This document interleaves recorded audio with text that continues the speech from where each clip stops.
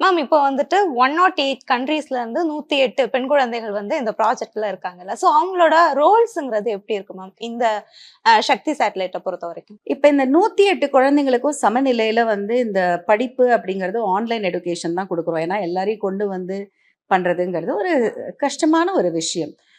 Okay.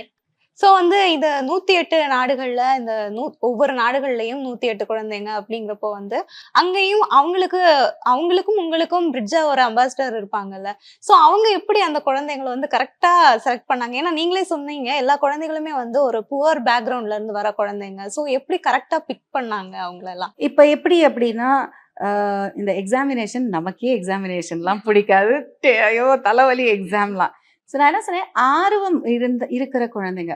அவங்களுக்கு maybe ஒரு படம் போட்டு காமிங்க. இல்ல வந்து ஸ்பேஸ் பத்தி பேசுங்க.